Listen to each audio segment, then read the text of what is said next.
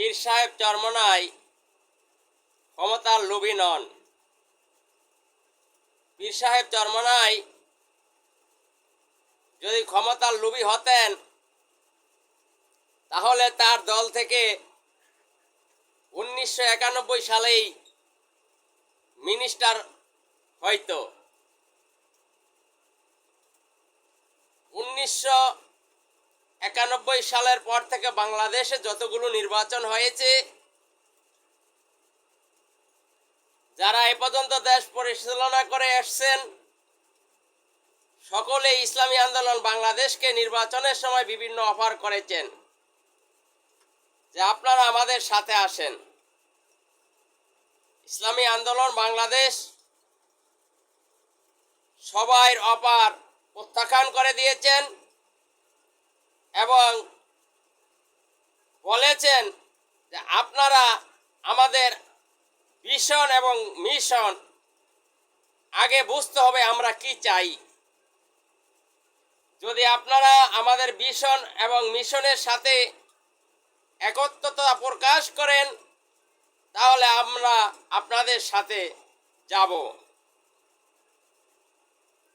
কারণ ইসলামী আন্দোলন বাংলাদেশ এদেশে শরিয়া আইন প্রতিষ্ঠিত করতে চায়, কোরআনের শাসন কায়েম করতে চায়, আল্লাহ রসুলের দিন বাস্তবায়ন করতে চায়, কোরআন সুন্নাহ অনুযায়ী রাষ্ট্র পরিচালনা করতে চায়। কোরআন সুন্নাহ অনুযায়ী যারা রাষ্ট্র পরিচালনা শামিল হবে তাদের সাথে ইসলামী আন্দোলন বাংলাদেশ একত্র হয়ে কাজ করবে।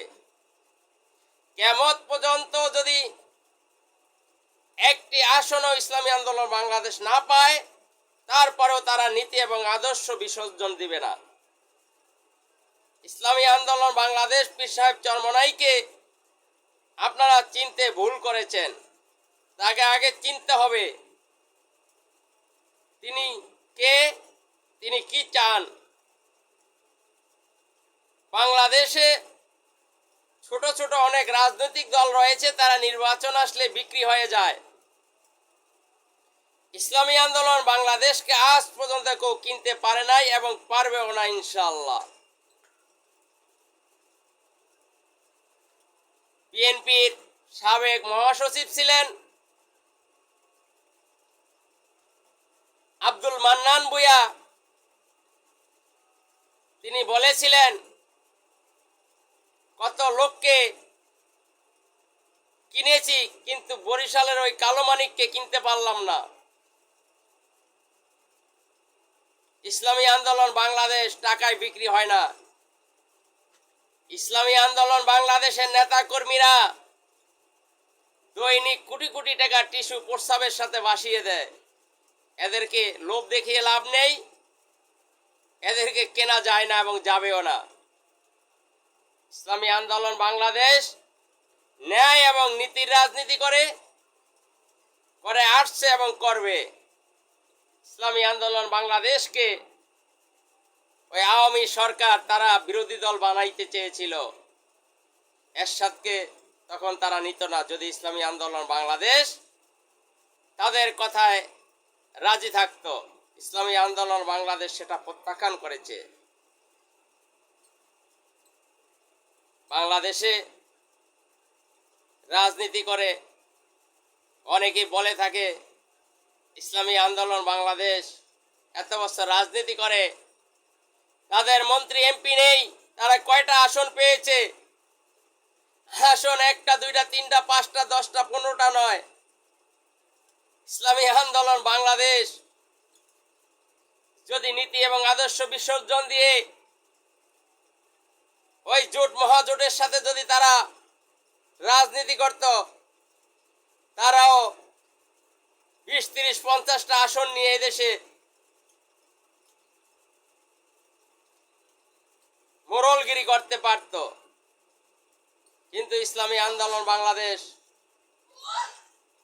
চিন্তা করে সবসময় ন্যায় এবং নীতির আদর্শে অটল যেন থাকতে পারে, সেটা আদর্শ যেন বিসর্জন না হয়।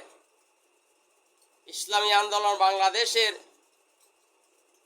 মূল নীতি হচ্ছে আদর্শের উপরে অটল থেকে রাজনীতি করা। এটা সবার পক্ষে সম্ভব নয়, সবাই এটা পারে না, লোভ সামলাতে পারে না এদেশের রাজনীতিবিদরা। 2-1 কোটি টাকা, 2টা 1টা 3টা 5টা আসন দিলে তারা বিক্রি হয়ে যায়।